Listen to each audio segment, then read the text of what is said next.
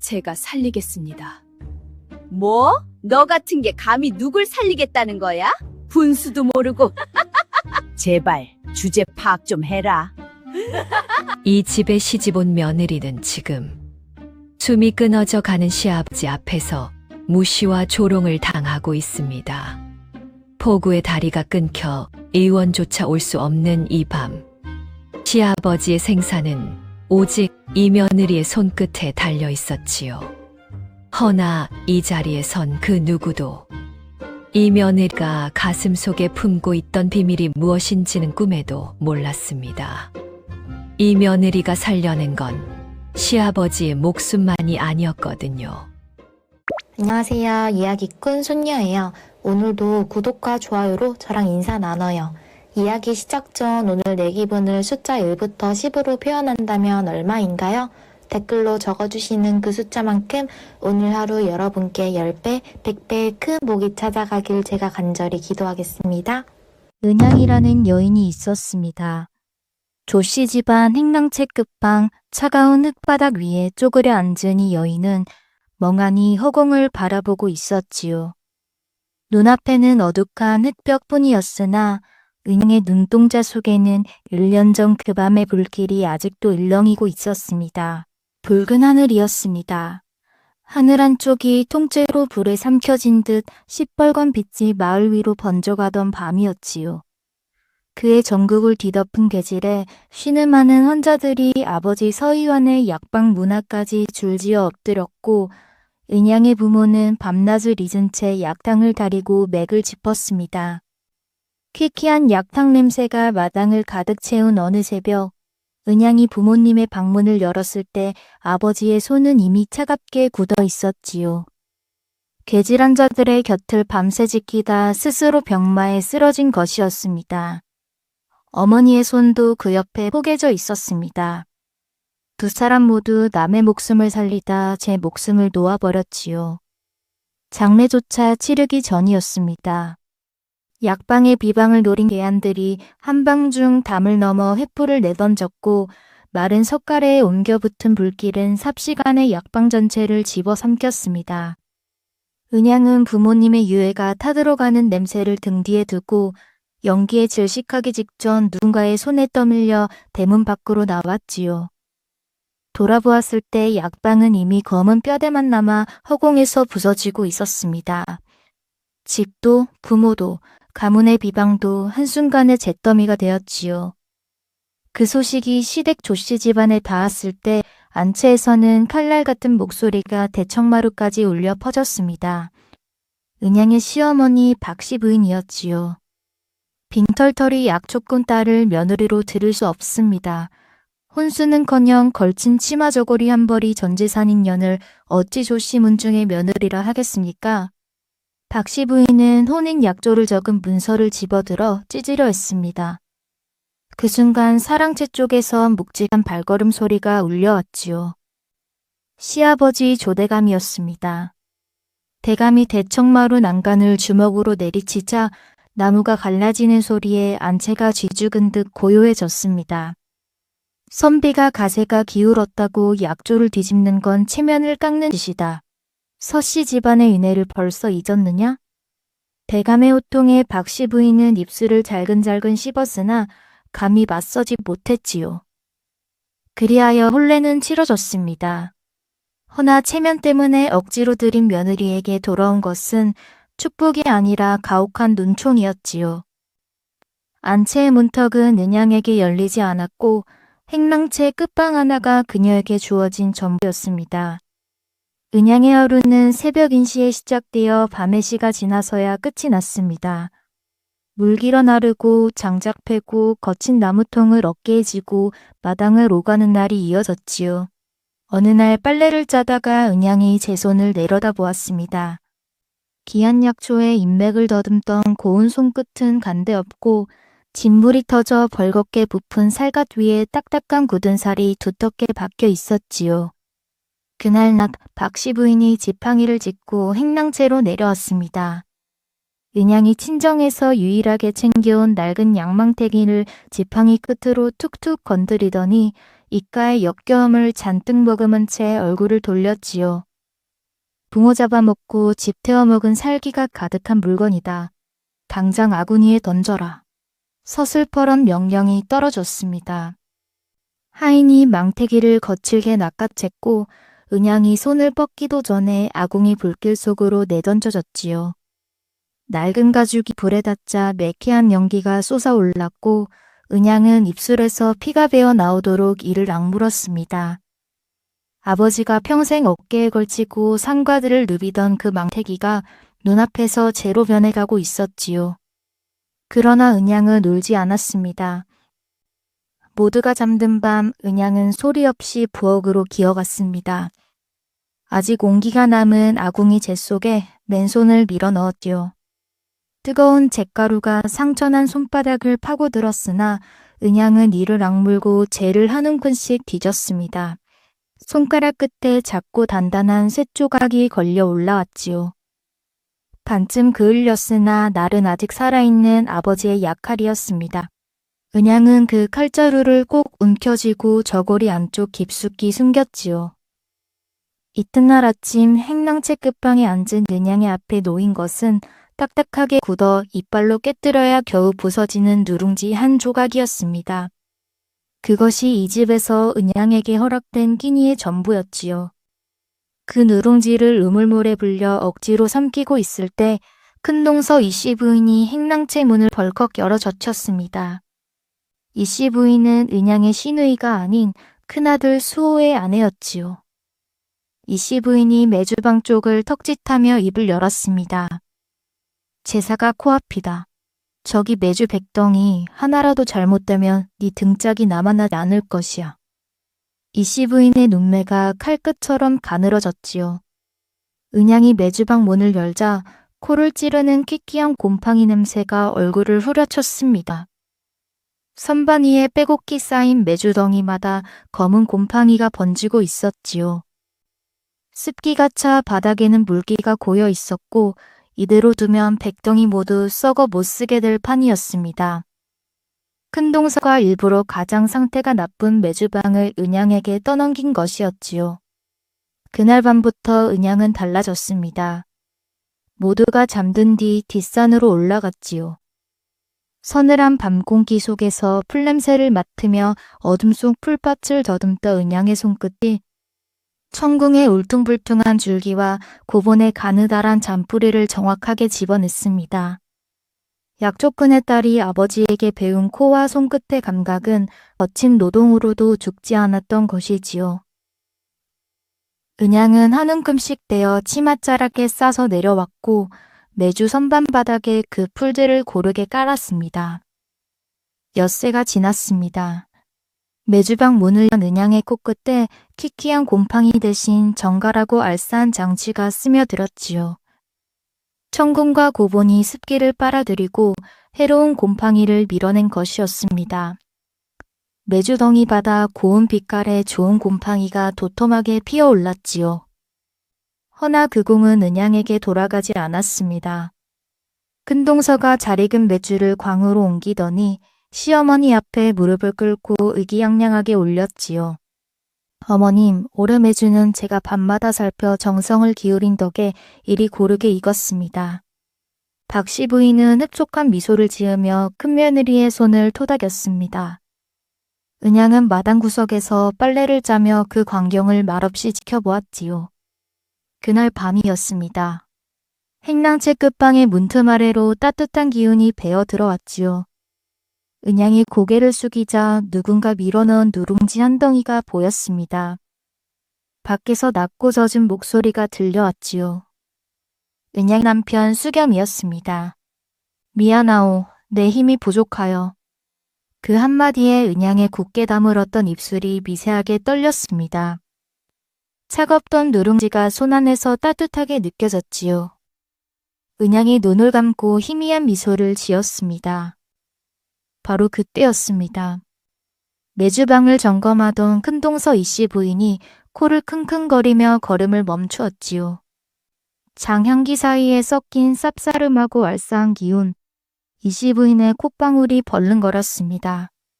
약초 냄새였지요.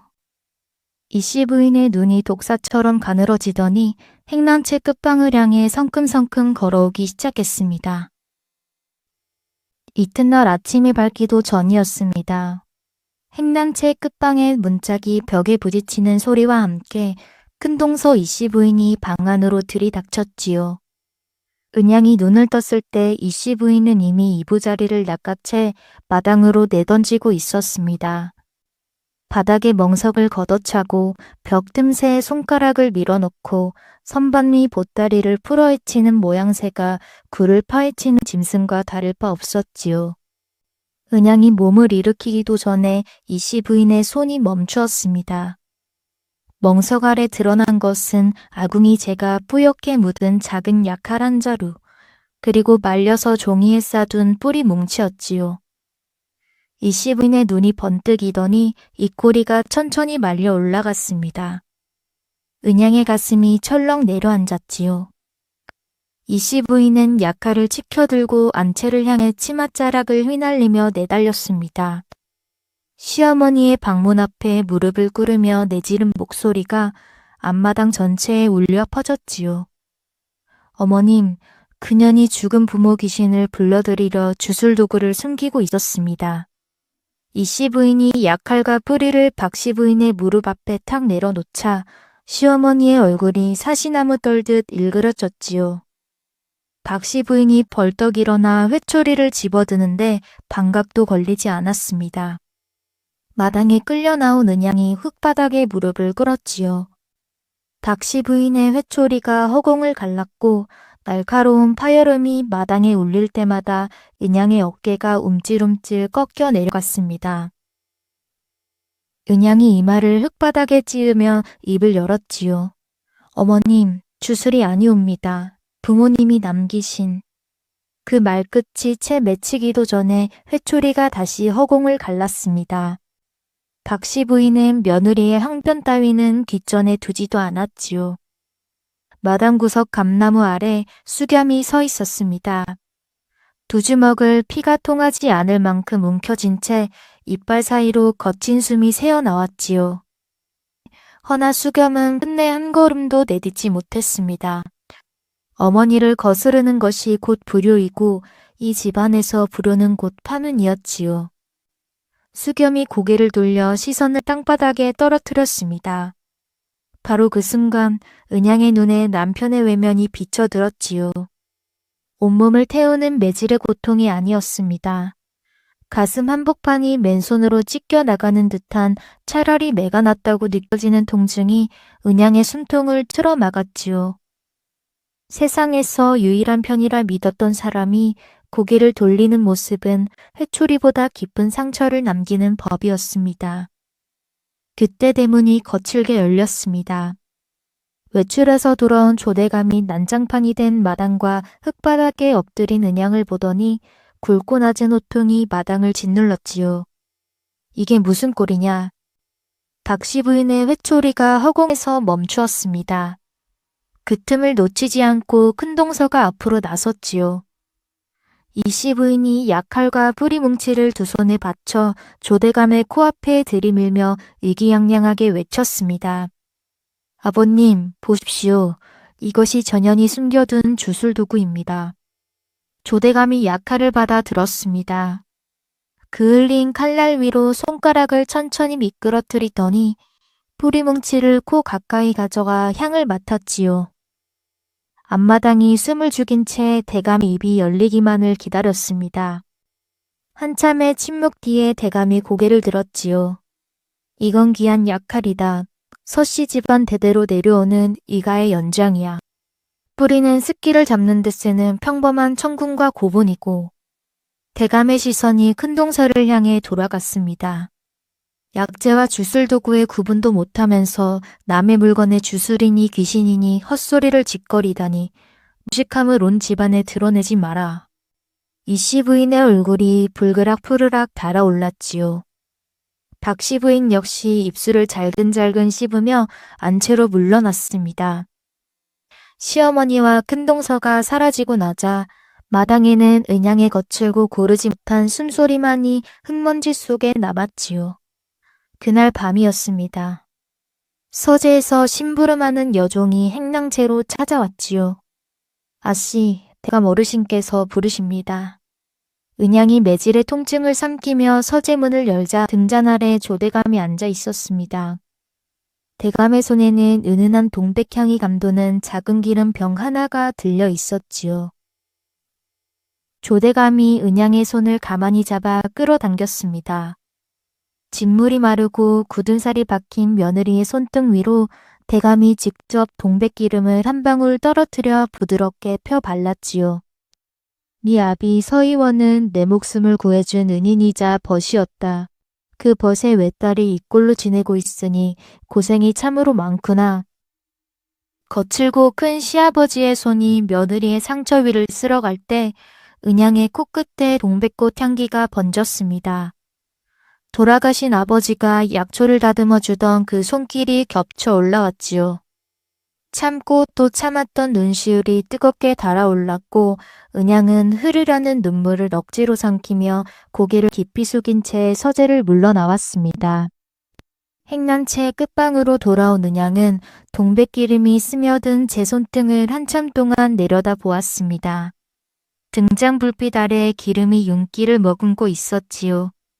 시아버지의 온기가 아직 손등 위로 남아 있었습니다. 은양의 눈에 아련한 빛이 어렸으나 이내 입술이 일자로 굳었지요. 대야에 찬물을 떠와 두 손을 담갔습니다. 시아버지가 발라준 귀한 동백향이 물 위로 풀려나갔고 은양은 흔적 하나 남기지 않을 때까지 손등을 비벼 씻어냈지요. 물기를 털어낸 마른 손을 방구석에 놓아둔 모래 항아리 속으로 깊숙이 밀어 넣었습니다. 거친 모래알이 갈라진 살갗 사이를 파고들자 뼈를 긁어내는 듯한 고통이 손끝에서부터 팔뚝까지 타고 올라왔지요. 은양은 눈을 질끈 감았습니다. 허나 손을 빼지 않았지요. 약초의 인맥과 줄기의 숨구멍을 읽어내는 감각.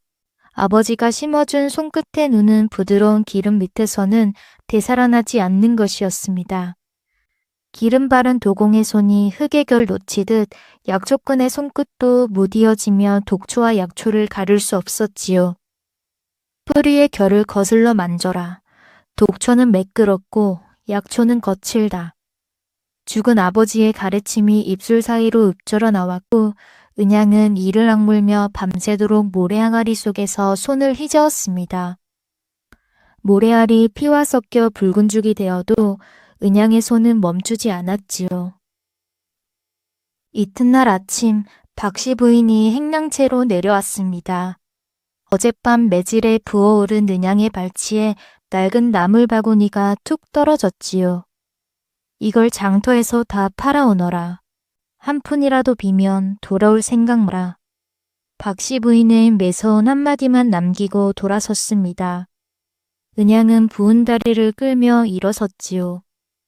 나물 바구니를 어깨에 올리자 매질 자국 위로 묵직한 무게가 파고들었고 은양은 신음을 삼키며 대문 쪽으로 발을 뗐습니다.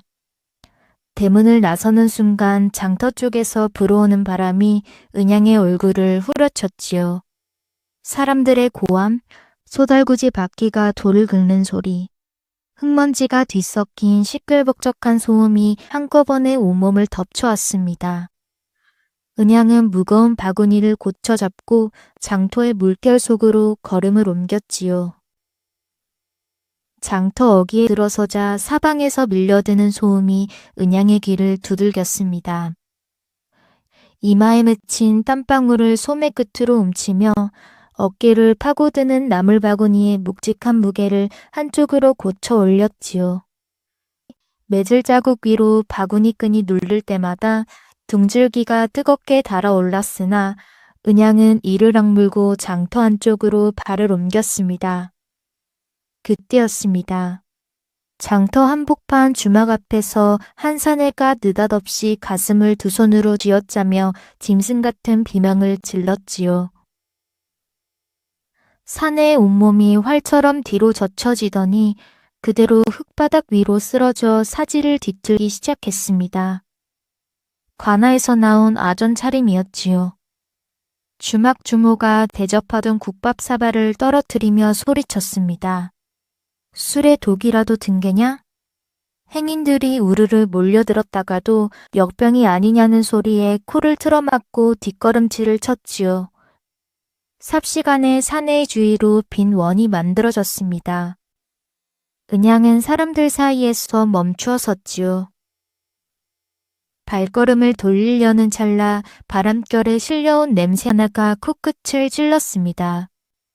사내가 마시다 엎질은 술잔 쪽에서 피어오르는 달큰하면서도 끝마치 비릿한 향이었지요. 은양의 눈동자가 흔들렸습니다. 부자였습니다. 소량이면 차가운 기운을 몰아내는 약이나 과하면 심장의 맥박을 멈추게 하는 극독이었지요. 지금 사내의 가슴에서 타오르고 있을 열기를 당장 내리지 않으면 저 사내의 심장은 멎을 것이었습니다. 은양의 손끝이 움찔했습니다. 그 순간 귓가에 죽은 아버지의 목소리가 스쳐 지나갔지요. 은양아, 네 정체를 드러내지 마라. 귀한 재주를 드러내면 세상은 너를 쉬게 하고 미워할 것이다. 아버지가 숨을 거두기 직전 은양의 손을 잡고 남긴 마지막 당부였습니다. 은양의 발이 땅에 못 박힌 듯 굳었지요. 허나 사내의 눈동자가 위로 뒤집히고 있었습니다. 벌어진 입술 사이로 숨이 넘어가는 소리가 거품과 함께 새어나왔지요. 은양은 아버지의 당부와 눈앞 죽어가는 사내 사이에서 숨을 한번 크게 들이켰습니다. 그리고 어깨 위에 나물 바구니를 흙바닥에 내팽겨치고 사내에게 달려들었지요. 은양은 치맛자락에서 낡은 수건을 잡아뜯어 코 아래부터 얼굴을 동념했습니다. 정체를 감춘 뒤 사내의 저고리 깃을 두 손으로 거칠게 풀어헤쳐 가슴을 드러냈지요. 보랏빛으로 물든 가슴팍이 불덩이처럼 뜨거웠습니다. 은양이 고개를 돌려 주위를 훑었지요. 근처 채소전에 쌓인 생오이와 무가 눈에 들어왔고 그 옆 전방에 차양 아래 얼음덩어리가 톱밥에 묻혀 있었습니다. 은양이 벌떡 일어나 채소전으로 달려가 오이와 무를 움켜쥐고 옆 전방의 얼음덩어리까지 한 팔에 낚아챘지요. 주막 주인이 은양의 팔을 잡아 끌며 고함을 질렀습니다. 이 안하기 미쳤나. 대낮에 남정네 옷은 왜 벗겨? 은양은 팔을 부리치며 수건 위로 드러난 두 눈으로 주인을 똑바로 쏘아보았지요. 그 눈빛의 서린 기세가 어찌나 서슬퍼렇던지 주인의 소나기가 저절로 풀렸습니다. 은양이 다시 사내 곁에 무릎을 꿇었지요. 무와 오이를 돌 위에 놓고 주먹으로 지디긴 뒤 얼음덩어리를 깨트려 함께 섞었습니다. 찬 기운이 흥건한 즙을 두 손 가퍼 올려 사내의 가슴팍과 명치 위에 두껍게 바르고 손바닥으로 세차게 문지르기 시작했지요. 차가운 기운이 사내의 가슴에 스며들자 보랏빛으로 타오르던 안색이 한 겹씩 가라앉기 시작했습니다. 불규칙하게 헐떡이던 숨소리가 서서히 고르게 잦아들었지요. 사내가 컥 하고 목에 고인 침을 뱉어냈습니다. 위로 뒤집혔던 눈동자가 제자리로 돌아오며 꺼져가던 눈에 생기가 돌기 시작했지요. 둘러선 사람들 사이에서 탄성이 터져 나왔습니다. 저 여인이 대체 누구냐? 무슨 조화를 부린 거냐? 사람들이 한꺼번에 몰려들며 은양의 얼굴을 보려 손을 뻗었지요. 은양은 수건을 여민 채 자리에서 벌떡 일어나 나물 바구니도 챙기지 못한 채 장터 뒷골목으로 몸을 날려 사라졌습니다. 그 광경을 처음부터 끝까지 지켜본 사람이 또 있었지요. 장터 모퉁이 포목전 뒤에 몸을 숨긴 수겸이었습니다. 은양이 무거운 몸을 이끌고 장터로 나서는 것이 걱정되어 몰래 뒤를 밟았던 것이지요. 수겸은 아내가 사내의 가슴팍 위로 얼음 섞인 즙을 바르며 보여준 단호하고 영민한 손길에 넋을 잃고 서 있었습니다. 아내의 손끝에서 사람을 살려내는 빛이 나는 것을 수겸은 그제야 두 눈으로 보았지요. 허나 수견만 보고 있었던 것이 아니었습니다. 장터 만불상 뒤편 짐 더미 사이에 몸을 기댄 채 눈을 가늘게 뜨고 있는 자가 있었죠. 큰동서 이씨 부인의 신봉 노비였습니다. 노비의 눈에 비친 것은 약초쿤의 딸이 사람을 살리는 장면이 아니었지요. 대낮장터 한복판에서 낯선 사내의 옷을 벗기고 드러난 가슴 위에 양 손바닥을 밀착시켜 문지르고 있는 며느리의 뒷모습이었습니다. 노비의 입꼬리가 비릿하게 말려 올라갔지요. 세상에 저 요망한 것을 보게. 혀를 차며 자리를 박차고 일어난 노비는 이 광경을 한치의 빠짐없이 부풀려 고에 바칠 궁리에 두 눈이 번들거렸습니다. 노비는 장터 뒷길을 타고 시댁을 향해 뒤도 돌아보지 않고 내달렸지요. 해가 기울 무렵 은양이 숨을 헐떡이며 집 대문을 들어섰습니다. 나물 바구니도 팔아야 할 나물도 모두 장터에 버려두고 온 채였지요. 뒤통수로 식은땀이 흘렀으나 사내가 눈을 떴던 그 순간의 안도감이 아직 가슴에 남아 있었습니다. 은양은 알지 못했지요. 자신보다 먼저 도착한 노비의 입에서 이미 걷잡을 수 없는 오해의 불씨가 시댁 안채를 향해 번지고 있었다는 것을.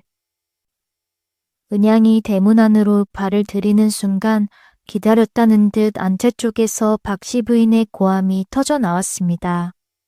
이년아, 장터에서 남정네와 몸을 썩고 요술을 부렸다며 시어머니의 얼굴이 핏기 없이 사납게 일그러져 있었지요. 은양이 미처 입을 열기도 전에 마루 위에 앉은 큰동서 이씨 부인의 신봉 노비가 고개를 조아리고 있는 것이 보였습니다. 노비가 고에 바친 내용은 은양이 쓰러진 아전을 살린 응급처치가 아니었지요. 대낮 장터 한복판에서 낯선 사내의 옷을 벗기고 맨살 위에 손을 밀착시켜 더듬었다는 교묘하게 뒤틀린 음란한 이야기로 둔갑해 있었습니다. 큰동서가 마루 한쪽에서 부채를 여유롭게 붙이며 시어머니의 귓가에 입을 가져다 댔지요. 어머님, 이대로 두면 가문의 명예가 진흙탕에 구르겠습니다. 당장 파문하셔야지요. 이씨 부인의 입꼬리에 감춰진 웃음이 부채 뒤로 스쳤습니다. 박씨 부인의 눈이 한치 더 사나워졌지요. 억울함에 온몸이 사시나무처럼 떨리는 은양이 마당 한복판 거친 멍석 위에 무릎을 꿇었습니다. 고개를 들어 시어머니를 향해 입을 열었지요. 어머니, 그것은 말끝이 채 맺히기도 전이었습니다. 박씨 부인이 치켜든 애초리가 허공을 갈랐고 은양의 어깨 위로 매서운 바람이 내리꽂히며 날카로운 파열음이 마당에 울렸지요. 은양의 몸이 앞으로 꺾여 내려갔습니다. 항변 따위는 허락되지 않았지요. 그때 마당 건너편에서 발소리가 울렸습니다. 수겸이었지요. 장터에서 아내의 손길을 두 눈으로 목격한 수겸이 안채를 향해 내달리더니 은양의 몸을 자신의 품으로 낚아채며 등으로 시어머니의 회초리를 막아섰습니다. 어머니, 멈추십시오. 수겸의 목소리가 갈라졌지요. 부인은 장터에서 사람을 살린 것이지 결코 음행을 저지른 게 아닙니다. 제가 두 눈으로 똑똑히 보았습니다. 수겸의 등이 은양을 감싸 안고 있었지요. 아들의 반항에 박씨 부인의 얼굴이 시뻘겋게 달아올랐습니다. 이놈이 감히 어미 앞을 막아서? 회초리가 아들의 등을 향해 사정없이 내리꽂혔지요. 수겸의 하얀 저고리 등판 위로 붉은 기운이 한 줄, 두 줄 선명하게 배어 나왔습니다. 수겸은 이를 악물었으나 은영 앞에서 한 발짝도 물러서지 않았지요. 혼란의 한복판에서 은양의 코끝을 스치는 낯익은 냄새가 있었습니다. 큰동서가 시어머니에게 건넨 차 상자 쪽에서 바람결에 실려오는 시큼하면서도 서늘한 향이었지요. 은양의 눈동자가 순간 크게 벌어졌습니다. 그 향을 은양은 불과 몇 시즌 전 장터에서 맡았었지요. 쓰러진 아전의 술잔에서 피어오르던 달큰한 껍데기 아래 숨은 비릿한 도끼. 부자와 같은 계열의 극독, 낭독의 향이었습니다. 은양의 등줄기에 찬물이 끼얹어진 듯 소름이 돋았지요. 그때 사랑채 쪽에선 묵직한 기침 소리가 울려왔습니다. 조대감이 대청마루 위로 모습을 드러냈지요. 엄중한 표정으로 마당을 내려다보며 가라앉은 목소리를 내었습니다. 무슨 소란이냐? 다들 입을 다물어라. 마당이 쥐죽은 듯 고요해졌지요. 허나 박씨 부인이 물러설 기색은 없었습니다.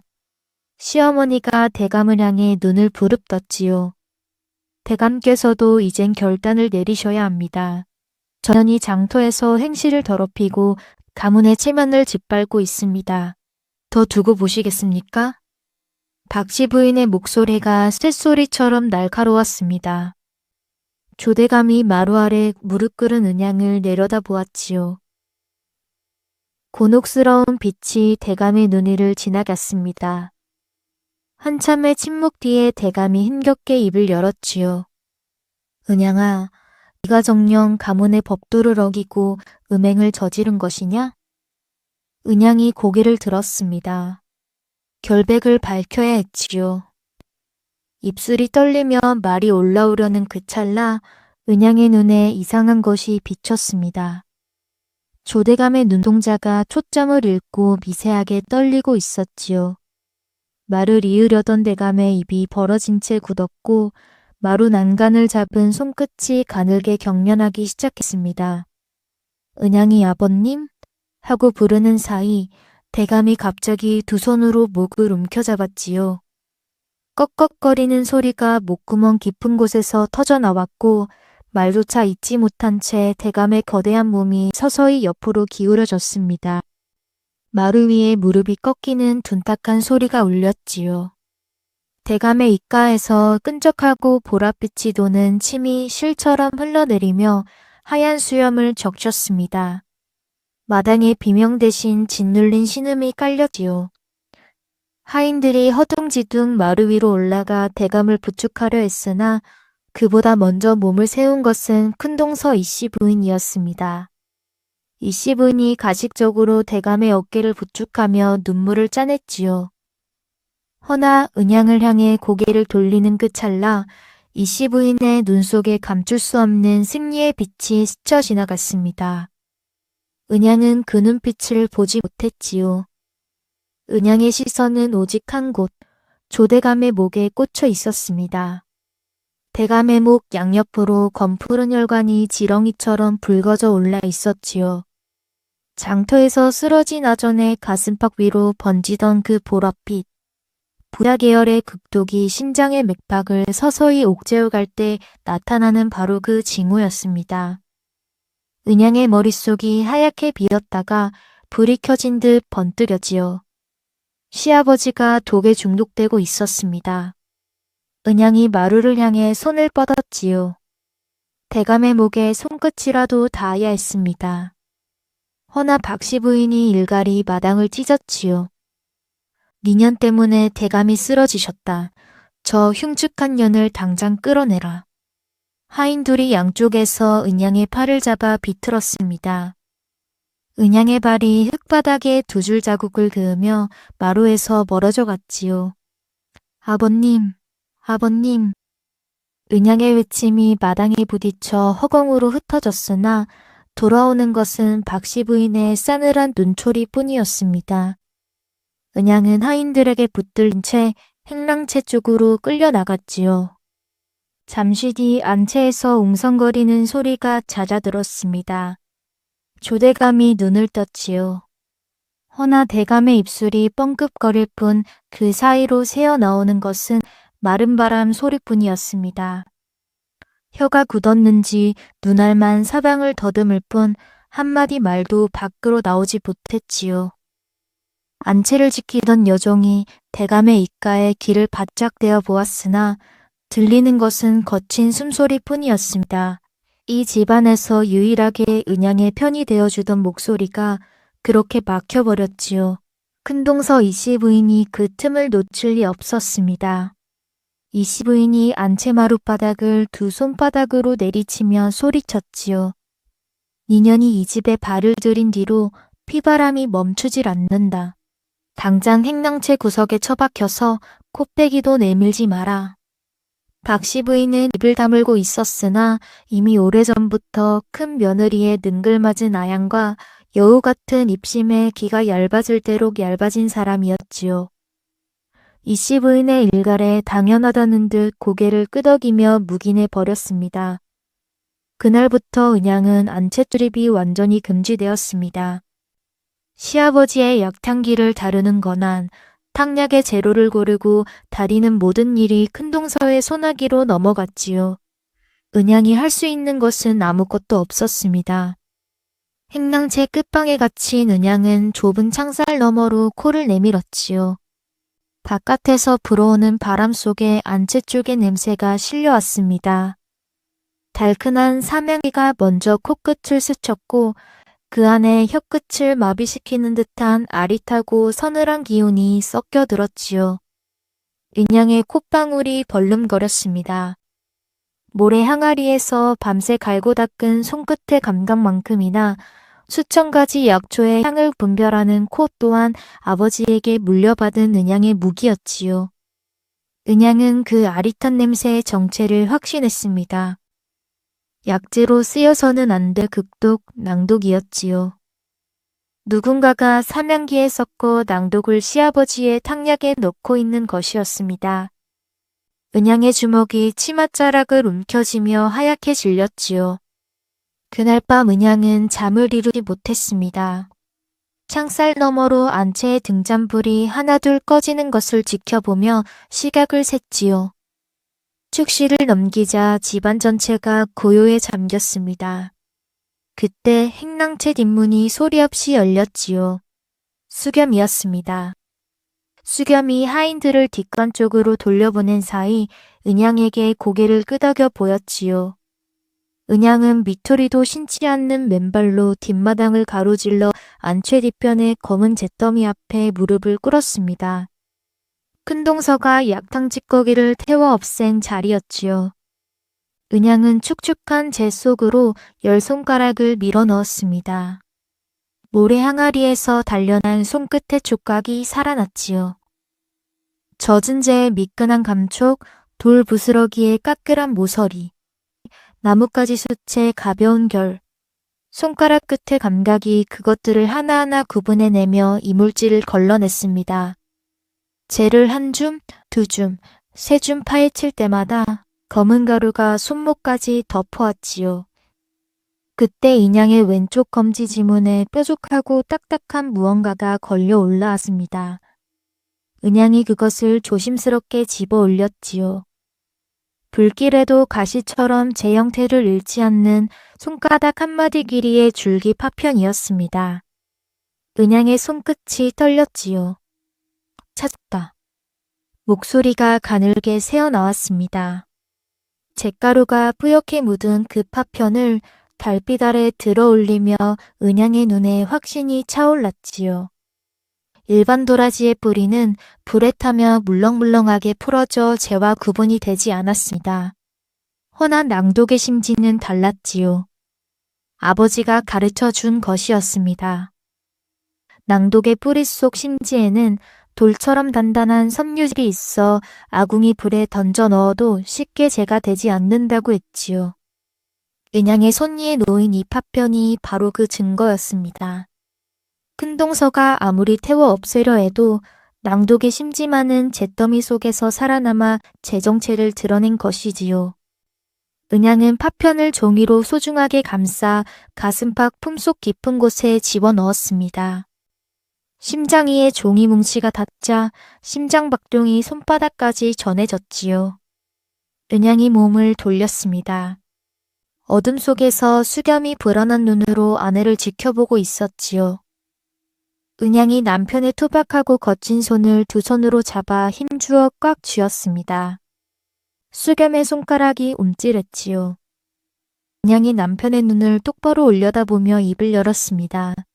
서방님, 아버님은 독살당하고 계십니다. 수겸의 눈이 크게 벌어졌지요. 은양의 목소리는 떨리지 않았습니다. 탕약 안에 낭독이 섞여 들어가고 있습니다. 증거를 잡으러 장터에 가야 합니다. 저를 내보내 주십시오. 경악에 질린 수겸의 눈동자가 좌우로 흔들렸지요. 독살이라는 말이 믿기지 않는다는 듯 입술이 벌어졌다 닫히기를 거듭했습니다. 허나 어둠 속에서도 서늘하게 빛나는 은양의 눈빛. 그 안에 담긴 흔들림 없는 확신이 수겸의 망설임을 짓눌렀지요. 수겸이 한참의 침묵 끝에 무겁게 고개를 끄덕였습니다. 수겸이 은양의 어깨를 두 손으로 한 번 꽉 쥐어주었지요. 그 힘 안에 말로 다 못한 걱정과 믿음이 뒤섞여 있었습니다. 수겸은 은양의 어깨에서 손을 떼고 몸을 돌려 담장 쪽으로 걸어갔지요.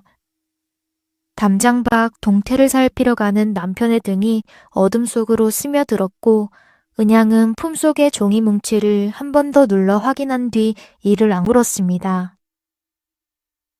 하늘이 무너지듯 폭우가 쏟아지고 있었습니다. 빗줄기가 뺨을 후려치는 소리에 담장 너머 하인들의 인기척이 묻혔지요. 은양이 수겸의 등을 디딤돌 삼아 올라섰습니다. 담장 꼭대기에 기왓장이 빗물에 미끄러웠지요. 은양은 치맛자락을 허벅지까지 걷어 올린 채 이를 악물고 담장을 넘었습니다. 발이 담장 바깥 진흙탕에 빠지며 종아리까지 검은 물이 튀었지요. 은양은 뒤도 돌아보지 않고 장터 골목을 향해 내달렸습니다. 폭우에 잠긴 골목길은 사람의 발목까지 물이 차올라 있었고 한 발짝 내디딜 때마다 진흙이 미투리로 빨아들여 발을 붙잡았지요. 은양은 미투리를 벗어던지고 맨발로 달렸습니다. 장터 구석 낡은 약방의 처마 아래에 이르렀을 때 은양의 온몸은 빗물과 진흙으로 범벅이 되어 있었지요. 은양이 약방의 판자물을 주먹으로 부술 듯 두드렸습니다. 안에서 투덜거리는 소리와 함께 문이 삐걱 열리자 기름때 묻은 등잔을 든 약장수 허가의 인상 쓴 얼굴이 나타났지요. 은양은 숨을 헐떡이며 품속에서 종이 뭉치를 꺼내 허가의 코앞에 들이밀었습니다. 종이를 벗기자 잿가루 묻은 낭독의 줄기 파편이 등장불 아래서 제 모습을 드러냈지요. 허가가 파편을 받아들고 등장 가까이 가져가 한참을 살폈습니다. 손가락으로 표면을 긁어보고 코에 대어 냄새를 맡더니 눈이 동그래졌지요. 이걸 찾아내다니 과연 서씨 집안의 핏줄답군. 허가가 혀를 내두르며 고개를 저었습니다. 이 낭독을 단돈 열량과 하급 도라지 몇 뿌리로 바꿔간 여자가 있었다네. 귀한 약재를 그 푼돈에 넘기길래 내 속으로 고개를 갸웃했지. 은양의 눈동자에 불이 켜졌지요. 허가가 약방 구석에서 먼지 묻은 보따리를 끌어내며 말을 이었습니다. 급전이 급하다며 이 서신까지 증표로 맡기더군. 돈이 생기면 찾으러 오겠다 했으니 내 마다할 이유가 있었나? 허가가 보따리 매듭을 풀었지요. 안에서 조씨 가문의 붉은 낙인이 선명하게 찍힌 약재 봉투가 나왔습니다. 그 밑에 깔린 것은 구겨지고 빗물에 젖어 비릿한 종이 냄새를 풍기는 문서 한 장이었지요. 은양이 떨리는 손으로 펼쳐보았습니다. 큰동서 이씨 부인의 친정 오라비 앞으로 보낸 빛 독촉장이었지요.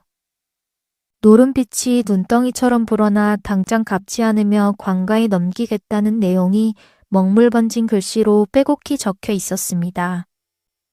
은양의 머릿속에서 흩어져 있던 조각들이 하나로 맞춰지기 시작했지요.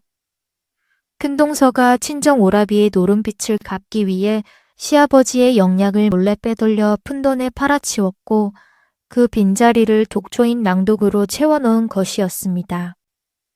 시아버지의 탕약에 섞인 낭독은 하루하루 대감의 심장을 갉아먹고 있었지요. 은양의 이빨이 서로를 부딪히며 갈리는 소리가 났습니다. 분노가 아니라 전율이었지요. 자신의 친정빈 몇 냥을 위해 시아버지의 목숨을 담보로 잡은 큰동서의 잔혹함이 비로소 윤곽을 드러냈습니다. 은양은 약재 봉투와 빛 독촉장과 서신을 한데 모아 품에 꼭 안았지요. 허가에게 급히 폭관의 인사를 올린 뒤 약방문을 박차고 빗속으로 뛰어들었습니다. 폭우가 더욱 거세졌지요. 앞이 한치도 보이지 않는 빗장만 속을 은양은 오직 시댁의 방향만 더듬으며 달렸습니다. 장터 뒷골목을 빠져나오는 순간이었지요. 어둠 속에서 삿갓을 깊게 눌러쓴 장정셋이 은양의 앞길을 막아섰습니다. 시댁의 하인들이었지요. 가운데선 하인이 삿갓 아래로 비릿한 웃음을 흘렸습니다. 밤중에 외방사내와 미래를 즐기다니 참으로 대담한 며느리시구먼. 은양이 옆으로 빠지려 했으나 양쪽에서 팔을 잡아 비틀었지요. 은양이 손톱을 세워 하인의 손등을 핥히며 버둥거렸으나 거친 소나기가 은양의 머리채를 움켜잡아 뒤로 낚아챘습니다. 빗물에 젖은 머리카락이 뒤틀리며 두피가 찢어지는 듯한 통증이 밀려왔지요. 은양은 품속의 증거 뭉치를 두 팔로 감싸 안은 채 끌려갔습니다. 시댁 마당에 내동댕이 쳐졌지요. 진흙물이 얼굴 위로 튀었고 은양이 고개를 들자 안채 처마 아래 박씨 부인이 서 있었습니다. 시어머니의 얼굴이 빗물에 젖어 귀신처럼 일그러져 있었지요. 인연이 이젠 하다하다 가문망신을 제대로 시키는구나. 박씨 부인이 실성한 사람처럼 소리를 질렀습니다. 목이 쉬어 갈라진 그 비명이 폭우 소리를 뚫고 마당 전체에 울려 퍼졌지요. 수겸이 뒷방에서 뛰쳐나왔습니다. 은양에게로 달려들려는 수겸의 앞을 큰아들 수호가 가로막았지요. 동생아, 정신을 차려라. 네가 저 요물의 술수에 빠진 거다. 수호가 하인들에게 턱짓을 하며 차가운 미소를 지었습니다. 가문의 명예를 위해 잠시 잡아두어야겠다. 수호가 동생의 가슴팍을 밀어붙이자 수겸의 등이 뒷방 기둥에 부딪혔지요. 하인들이 우르르 달려들어 수겸의 사지를 거친 굵은 밧줄로 칭칭 감아 기둥에 묶었습니다. 수겸이 울부짖었지요. 형님, 제발. 은양이 말이 맞습니다. 아버님이 위험합니다. 박씨 부인이 고개를 돌렸습니다. 아들의 비명을 등 뒤에 두고 냉정하게 읊조렸지요. 내버려 두어라. 저놈이 관가에서 수치를 당하는 것보다 묶여있는 게 100번 낫다. 시어머니에게 수겸의 고통 따위는 아들을 올바른 길로 되돌리기 위한 일시적인 처방에 불과했지요. 큰 며느리의 여우 같은 입심에 길들어진 박씨 부인의 눈에는 오직 가문의 체면만이 보일 뿐이었습니다. 밧줄이 소매위로 조여들자 수겸의 얼굴이 고통에 일그러졌으나 돌아보는 이는 아무도 없었지요. 바로 그 순간 안채에서 무언가 무너지는 소리가 들렸습니다. 겨우 정신을 차렸던 조대감이 다시 한번 가슴을 움켜잡았지요. 대감의 입에서 검붉은 피가 울컥 쏟아져 나오며 하얀 이불을 적셨고 거대한 몸이 대통마루 바닥으로 완전히 무너져 내렸습니다. 폭우 소리를 뚫고 여종들의 자지러지는 통곡이 터져 나왔지요. 대감님, 대감님. 그 울음소리는 조대감의 숨이 완전히 멎어가고 있다는 절망적인 신호나 다름없었습니다. 의원을 불러야 했지요. 허나 밤새 쏟아진 폭우에 고을로 나가는 다리가 끊겨버렸습니다. 파발을 보내도 의원이 도착하려면 반나절은 더 걸릴 판이었지요. 마당 한쪽 어둠 속에서 큰동서 이씨 부인이 소매로 입을 가린 채 어깨를 들썩이고 있었습니다. 울고 있는 것처럼 보였으나 소매 뒤로 감춰진 입꼬리가 말려 올라가 있었지요. 가식적인 눈물을 찍어 닦아내는 이씨 부인의 눈에는 모든 것이 제 뜻대로 흘러가고 있다는 쾌재가 번들거렸습니다. 뒷방 기둥에 묶인 은양은 품속의 증거뭉치가 빗물에 젖어 눅눅해지는 것을 느꼈지요. 아치에서 들려오는 대감의 신음이 점점 가늘어지고 있었습니다. 은양은 뒷벽에 이마를 기대고 눈을 질끈 감았지요. 주먹을 쥔 손톱이 손바닥에 초승달 자국을 새기도록 힘을 주며 신음을 삼켰습니다. 아버님, 조금만 버티십시오. 피 섞인 목소리가 은양의 입술 사이로 새어나왔지요. 그러나 은양의 손은 밧줄에 묶여 있었고 안채까지의 거리는 마당 하나를 건너야 했습니다. 할 수 있는 것이 아무것도 없었지요. 그때였습니다. 은양의 흐트러진 머리카락 사이에서 무언가가 서늘하게 빛났지요. 빗물에 젖어 은빛을 내뿜는 작은 쇳조각이었습니다. 아궁이제 속에서 건져내어 머리카락 깊숙이 숨겨두었던 아버지의 약칼이었지요. 은양의 눈에 불이 켜졌습니다. 마지막 희망이 머리카락 사이에서 서늘하게 빛나고 있었지요. 포구를 뚫고 안채에서 터져나오는 소리가 있었습니다. 대감님, 대감님. 여종들의 처절한 곡소리가 천둥소리와 뒤엉켜 마당을 가로지르더니 은양과 수겸이 갇힌 뒷방 광 속까지 파고들었지요. 은양의 온몸이 굳었습니다. 시아버지의 숨이 끊어지고 있다는 뜻이었지요. 그 소리에 반응하듯 뒷방 바깥에서 육중한 파열음이 터졌습니다. 굳게 잠겨있던 광문이 안쪽에서 부서져 나가며 빗물이 들이쳤지요. 문틈 사이로 나타난 것은 수겸이었습니다. 밧줄에 쓸린 손목과 어깨가 벌겋게 부어올라 있었고 빗물에 젖은 저고리 소매에 붉은 기운이 번지고 있었지요. 수겸이 거친 숨을 몰아쉬며 은양의 앞에 무릎을 꿇었습니다. 기둥에 몸을 비벼 밧줄을 풀어낸 것인지 수겸의 어깨와 팔뚝에서 뜨거운 김이 올라왔지요. 수겸이 이빨로 은양의 밧줄 매듭을 물어뜯고 남은 가닥을 약칼로 단숨에 끊어냈습니다. 밧줄이 풀리자 은양의 손목에 파랗게 멍이 든 자국이 드러났지요. 수겸이 은양의 어깨를 두 손으로 밀었습니다. 가시오, 부인. 수겸의 목소리가 찢어지듯 갈라졌지요. 가서 아버님을 살리시오. 부인밖에 없소. 은양은 남편의 눈을 한번 똑바로 바라보았습니다. 그 눈 안에 담긴 것은 두려움이 아니라 신뢰였지요. 은양이 고개를 끄덕이고 몸을 돌렸습니다. 젖은 치맛자락을 두 손으로 움켜쥐고 광문을 박차고 나섰지요. 진흙탕이 된 마당 위로 폭우가 쏟아지고 있었습니다. 은양은 비틀거리는 다리를 끌며 불이 켜진 안채를 향해 달렸지요. 맨발이 진흙에 빠질 때마다 넘어질 뻔했으나 안채에서 들려오는 여종들의 곡소리가 은양의 다리를 멈추지 못하게 했습니다. 안채 방문을 두 팔로 벌컥 열어 젖혔지요. 방 한가득 매캐한 향냄새가 코를 찔렀고 그 너머로 죽음의 기운이 축축하게 내려앉아 있었습니다. 침상 위에 누운 조대감의 얼굴은 잿빛으로 변해 있었지요. 방문이 열리자 박씨 부인과 큰동서가 동시에 고개를 돌렸습니다. 진흙투성이에 머리카락이 흩어진 은양의 모습을 본 두 사람이 경악하며 비명을 질렀지요. 큰동서 이씨 부인이 삿대질을 하며 하인들에게 악을 썼습니다. 저 요물이 미쳤구나. 당장 전현을 끌어내라. 방구석에 서 있던 하인들이 몽둥이를 집어들고 은양에게로 달려들었지요. 은양은 한 발짝도 물러서지 않았습니다. 젖은 머리카락 사이로 드러난 두 눈이 서늘하고 형령하게 빛나며 방안 전체를 짓눌렀지요. 비키십시오.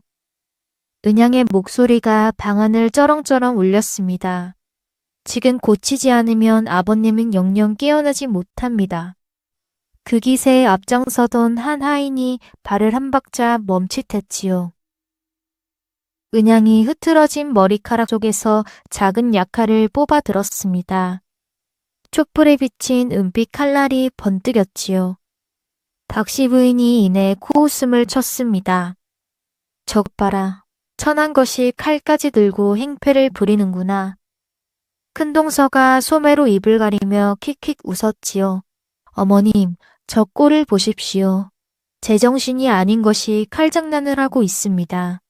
하인들마저 이내 어이없다는 듯 서로 눈짓을 주고받으며 비죽거렸지요. 은양이 칼을 든 채 시아버지에게 다가가려 하자 박씨 부인이 손사래를 치며 하인들에게 턱직댔습니다. 저 정신 나간 것을 끌어내라. 보기 흉하다. 그 찰나 방문이 다시 한번 벌어지며 수겸이 나타났지요. 피가 배어 나오는 팔로 박씨 부인의 어깨를 붙잡아 뒤로 물리고 하인들 사이를 온몸으로 막 섰습니다. 어머니, 제발 은양이를 믿으십시오. 수겸의 외침이 방 안에 울렸지요. 하인의 몽둥이가 수겸의 등을 향해 내리꽂혔고 둔탁한 소리가 방 안에 울렸습니다. 수겸의 무릎이 꺾였으나 은양 앞에서 비키지 않았지요. 은양은 돌아보지 않았습니다. 남편의 등 뒤에서 울려오는 소리를 귀에 담으면 손이 떨릴 것을 알았기 때문이지요. 은양은 시아버지의 침상 위로 몸을 날렸습니다. 무릎이 이불 위에 닿자마자 모래 항아리에서 밤새 갈고 닦은 10손가락이 조대감의 손목 위로 내려앉았지요. 맥을 짚는 은양의 손끝에 전해지는 박동은 술처럼 가늘고 얼음장처럼 차가웠습니다. 심장이 거의 멎어가고 있었지요. 한 박자만 더 늦었어도 되돌릴 수 없는 강을 건너는 것이었습니다. 은양은 한치의 망설임도 없이 약칼을 들어 올렸지요. 조대감의 10손가락 끝에 약칼을 신속하게 대었습니다. 촛불이 흔들리는 사이 칼날이 닿은 곳마다 검붉은 구슬이 맺혔지요. 방 안의 사람들이 경악하여 소리쳤습니다. 무슨 짓이냐? 감히 천한 것이 시아버지께 칼을 대다니. 비난이 사방에서 쏟아졌으나 은양의 귀에는 들리지 않았지요. 은양의 손바닥이 대감의 명치 위를 강하게 눌렀습니다. 1번, 2번, 3번. 막힌 기혈을 밀어 올리듯 손끝에 온 힘을 실었지요. 대감의 몸이 미세하게 떨리더니 10손가락 끝에서 변화가 시작되었습니다. 꿀처럼 끈적이고 검은 핏방울들이 손가락 끝에 맺힌 구슬을 밀어내며 울컥거리며 솟구쳐 나왔지요. 한 방울, 2방울. 곧이어 줄줄이 흘러내린 검은 피가 하얀 이불 위에 기괴한 무늬를 그렸습니다. 장기 깊숙이 침투하여 생명줄을 갉아먹고 있던 낭독의 독혈이 은양의 손끝에 이끌려 밖으로 밀려나오고 있었지요. 방 안에서 지켜보던 여종 하나가 검은 피를 보고 비명을 지르며 뒤로 나자빠졌습니다. 은양은 멈추지 않았지요. 품속에서 미리 준비해 두었던 해독 환약을 꺼내 조대감의 입을 벌려 혀 밑에 밀어 넣었습니다. 환약이 침에 녹아 목구멍으로 넘어가도록 차가운 목덜미를 손바닥으로 부드럽게 쓸어내렸지요. 은양의 손끝이 대감의 턱 아래 맥박을 다시 한번 더듬었습니다. 가늘기만 하던 박동이 한 박자, 2박자 아주 미세하게 힘을 되찾아가고 있었지요. 찰나의 정적이 방 안을 감쌌습니다. 폭우 소리마저 멀어지는 듯한 고요 속에서 침상 위에 조대감이 미동도 없이 누워 있었지요. 박씨 부인이 입을 틀어막고 있었고 큰동서는 뒷걸음질을 치다 벽에 등이 다 멈춰섰습니다. 은양의 손이 대감의 가슴 위에 가만히 얹혀진 채 떨리고 있었지요. 그 순간이었습니다. 조대감이 컥 하는 소리와 함께 목에 걸린 검은 가래를 뱉어냈지요. 가래가 이불 위로 떨어지자마자 대감이 크게 숨을 들이켰습니다. 잿빛이던 안색에 핏기가 감겹 돌아왔고 꺼져 있던 눈이 부릅떠지며 방 안 천장을 향했지요. 숨이 돌아온 것이었습니다. 죽음의 문턱을 넘어가던 영혼이 은양의 손끝에서 다시 이승으로 돌아온 것이었지요. 방 안에 있던 사람들의 입이 일제히 벌어졌고 아무도 말을 잇지 못했습니다. 은양의 손만이 시아버지의 가슴 위에서 미세하게 떨리고 있었지요. 기적이었습니다. 조대감이 눈을 떴지요. 가쁜 숨을 몰아쉬는 대감의 입에서 흐릿하나마 숨결이 새어나왔고 땀에 젖어 차가워진 손이 허공을 더듬다가 은양의 손목을 필사적으로 움켜잡았습니다. 뼈마디가 부서질 듯한 힘이었지요. 대감의 눈빛이 초점을 되찾아가자 안채를 감돌던 서늘한 죽음의 기운이 얼어붙듯 멈추었습니다. 방 안의 사람들이 일제히 숨을 죽였지요. 큰동서 이씨 부인이 가장 먼저 입을 열었습니다. 파르르 떨리는 목소리였지요. 아버님, 저 요물이 아버님 몸에 칼을 대고 독약을 먹였습니다. 당장 끌어내려야 합니다. 이씨 부인이 시아버지의 침상 쪽으로 다가가며 은양을 손가락으로 가리켰지요. 마지막 발악이었습니다. 그러나 대감의 손은 은양의 손목을 놓지 않았지요. 은양이 천천히 시아버지를 부축하여 상체를 일으켰습니다. 대감의 등 뒤에 이불을 개어 기대게 한 뒤 은양의 품속에 손을 넣었지요. 흙탕물에 젖어 눅눅해진 종이 뭉치와 서신이 나왔습니다. 은양이 그것을 대청마루 한복판에 탁 내던졌지요.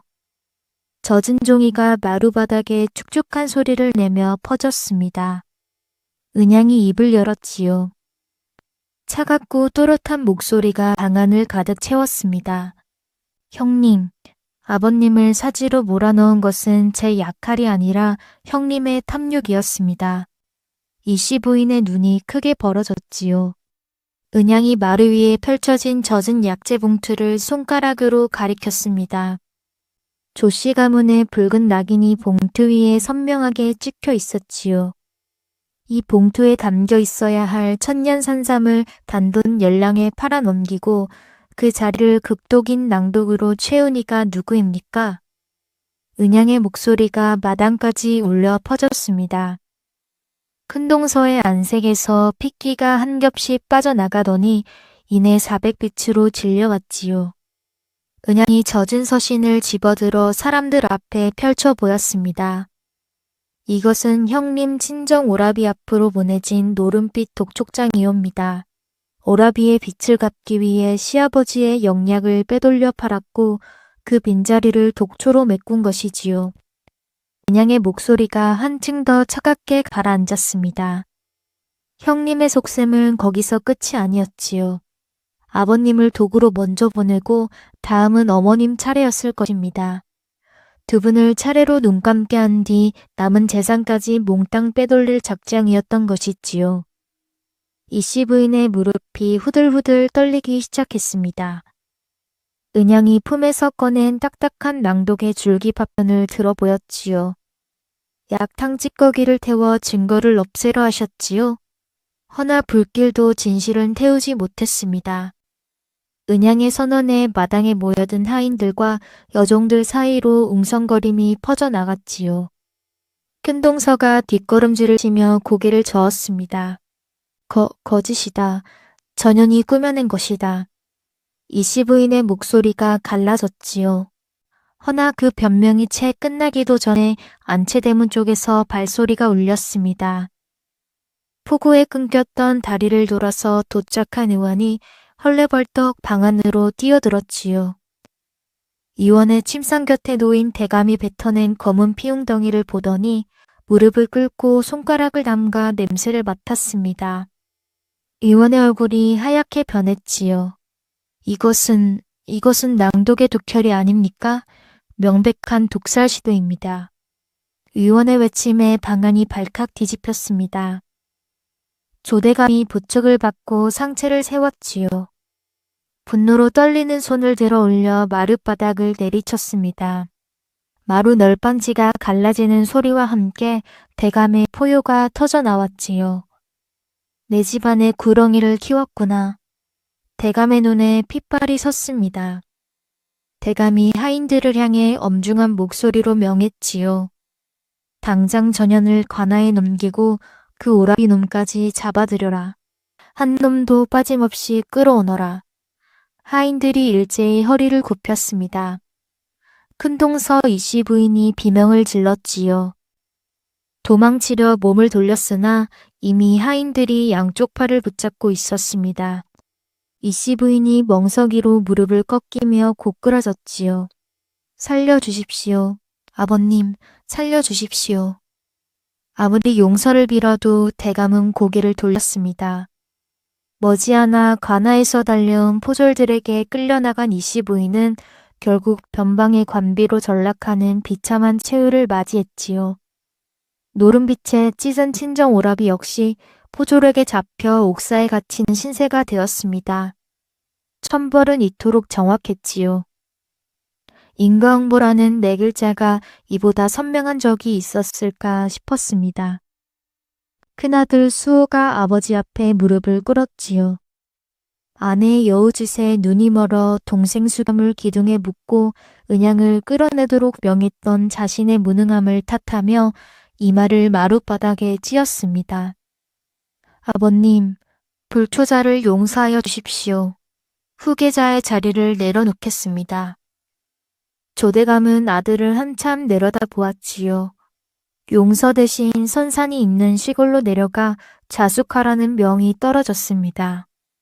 수호는 그날로 짐을 꾸려 시골로 향했고 이후 평생을 그림자처럼 참회하며 조용히 살아갔지요. 소란이 가라앉은 뒤 안채를 지키던 늙은 종이 대감의 침상 앞에 엎드렸습니다. 대감 어르신, 아르지 못한 것이 있어옵니다. 종이 바닥에 이마를 대고 떨리는 목소리로 입을 열었지요. 어르신이 숨이 멎어가는 그때 작은 마님이 약칼을 들고 어르신을 살리겠다고 나섰사옵니다. 종이 한번 침을 삼켰습니다. 허나 큰 마님과 안마님께서 작은 마님을 코앞에서 비웃으셨사옵니다. 제정신이 아닌 것이 칼장난을 한다. 저 정신 나간 것을 끌어내라 하시며 종의 목소리가 더욱 가늘어졌지요. 어르신의 목숨이 경각에 달렸는데 작은 마님을 돕기는커녕 조롱하고 가로막기에만 급급하셨사옵니다. 조대감의 얼굴이 돌처럼 굳었습니다. 대감이 천천히 고개를 돌려 마루 한쪽에 앉아있는 박씨 부인을 바라보았지요. 대감의 눈에서 분노가 아닌 그보다 더 차가운 무언가가 흘렀습니다. 내 숨이 넘어가는데 살리겠다는 며느리를 조롱하고 있었다? 대감의 목소리가 낮고 느리게 깔렸지요. 진절머리가 난다. 내 평생을 함께한 사람이 그 꼴이었다니. 박씨 부인의 얼굴이 사색이 되었습니다. 대감. 시어머니가 입을 열려 했으나 대감이 손을 들어 말을 끊었지요.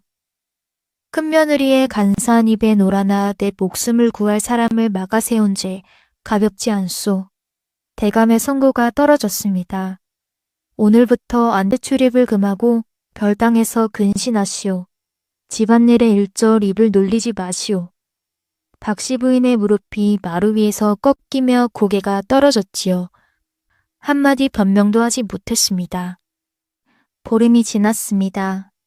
기력을 회복한 조대감이 대청마루 위에 정자하고 마루 아래 마당에는 온 집안 식구와 하인들이 빼곡히 들어찼지요. 엄숙한 정적이 마당 위에 내려앉았습니다. 마당 중앙 두 사람이 나란히 서 있었지요. 밧줄에 쓸렸던 상처 위에 하얀 붕대를 감은 손혜수경과 약지향이 은은하게 밴 소박한 무명옷 차림의 은양이었습니다. 두 사람의 어깨가 나란히 맞닿아 있었지요. 조대감이 허리춤에 손을 넣었습니다. 쨍그렁. 묵직한 쇳소리가 마당에 울러 퍼졌지요. 대감의 손에 들린 것은 안채, 곡간, 약방, 별당의 자물쇠를 여는 열쇠꾸러미와 조씨 가문 대대로 내려오는 비방이 적힌 두꺼운 치부책이었습니다. 대감이 열쇠꾸러미를 높이 들어 올렸지요. 이것은 무너진 명예를 세우고 사람의 목숨을 귀히 여기라는 서씨 집안과 조씨 집안의 약조다. 대감의 목소리가 마당 구석까지 울려 퍼졌습니다. 대감이 은양의 거친 손을 끌어당겼지요. 굳은 살이 박히고 모래알이 갈린 자국이 남은 그 손 위에 묵직한 열쇠 꾸러미를 올려놓고 손가락을 하나하나 접어지며 주었습니다. 오늘부터 이 집안의 모든 정권은 네가 맡거라. 은양의 손 위에 열쇠의 무게가 내려앉았지요. 대감이 은양의 눈을 똑바로 바라보며 말을 이었습니다. 네가 곧 이 집안의 법이며 기둥이다. 좌중이 숨을 죽였지요. 하인들이 고개를 숙였고 여종들이 눈시울을 붉혔습니다. 그날 밤이었습니다. 마당에 소란이 모두 가라앉고 행량채 끝방에 등잔 하나만 켜져 있었지요. 은양이 약칼을 무릎 위에 올려놓고 가만히 닫고 있었습니다. 방문이 소리 없이 열리더니 수겸이 들어와 은양의 맞은편에 조용히 앉았지요. 한참의 침묵이 흘렀습니다. 은양이 먼저 입을 열었지요. 서방님, 여쭤볼 것이 있어옵니다. 수겸이 고개를 들었습니다. 처음 어머님이 저를 매질하실 때 서방님은 고개를 돌리셨지요. 은양의 목소리에 원망은 없었습니다. 담담했지요. 그런데 장터에서는 온몸으로 매를 막아서셨고 밧줄에 묶여서까지 저를 풀어주셨습니다. 무엇이 달라진 것이옵니까? 수겸이 한참 동안 제 손등만 내려다보았지요. 밧줄 자국이 아직 붉게 남아 있었습니다. 수겸이 천천히 입을 열었지요. 겁이 났소. 목소리가 낮고 갈라져 있었습니다. 어머니를 거스르며 이 집에서 쫓겨날 것이 겁이 나고 형님을 거스르면 태륜의 굴레를 쓸 것이 겁이 났소. 수겸이 거칠어진 손바닥을 펴보이며 쓴웃음을 지었지요. 부인이 막고 있는데 고개를 돌린 그 순간 나를 매를 받는 부인보다 더 비겁한 놈이었소. 수겸의 목소리가 떨렸습니다. 장터에서 부인이 사람을 살리는 것을 보았소. 진흙탕에서도 꺾이지 않는 부인 곁에서 나만 겁쟁이로 서 있는 것이 견딜 수가 없었지요. 수겸이 은양의 눈을 똑바로 바라보았습니다. 그래서 더는 돌아서지 않기로 한 것이오. 늦었지만 이제는 부인 곁에 서겠소. 은양이 약칼을 닦던 손을 멈추었지요. 등잔불에 비친 남편의 눈가에 물기가 어려 있었습니다. 은양이 수겸의 손 위에 제 손을 가만히 올려놓았지요. 늦지 않았습니다, 서방님. 은양의 목소리가 등잔불처럼 나직하게 흔들렸습니다. 서방님이 밧줄을 끊어주지 않았으면 저도 아버님도 오늘 이 자리에 없었을 것입니다. 수겸이 아내의 손을 꽉 잡았지요. 두 사람의 거칠고 상처투성이인 손이 등잔불 아래서 포개졌습니다. 그날 이후 조씨 약방은 달라졌지요. 은양이 정권을 맡은 약방은 가난하여 약값을 낼 수 없는 이들에게 한 푼도 받지 않고 탕약을 다려 주었습니다. 아버지 서의원이 괴질 속에서 남의 목숨을 살리다 제 목숨을 놓았던 그 뜻을 은양이 이어받은 것이지요. 소문은 팔도로 퍼져나갔고 조씨 약방은 사방에서 가장 영험하고 어진 곳으로 임을 떨쳤습니다. 해질역이었지요. 알싸한 약초향이 은은하게 감도는 마당에서 수겸과 은양이 나란히 서 있었습니다. 두 사람이 서로를 바라보며 짓는 웃음이 노을빛에 물들었지요. 1년 전 부모를 잃고 집이 잿더미로 변한 그 밤의 은양은 세상에 홀로 남겨진 꽃 한 송이와 같았습니다. 허나 그 꽃은 꺾이지 않았지요. 잿더미를 뚫고 줄기를 세웠고 가시밭을 지나 뿌리를 내렸으며 이제는 사랑하는 이들과 함께 가장 단단하고 향기로운 숲을 이루었습니다. 은양의 이야기는 그렇게 평온한 웃음 속에서 끝을 맺었지요.